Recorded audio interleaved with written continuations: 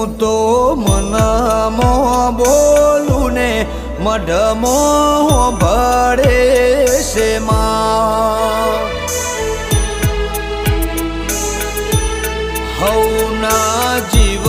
જોણનારી બધું જોણે છે માં ભૂલ માફ કરજે મારી માત અમે મોણહની રે દાત અરજી આલી છે તને હવે તારી મરજીની વાત હવે તારી મરજીની વાત હે હો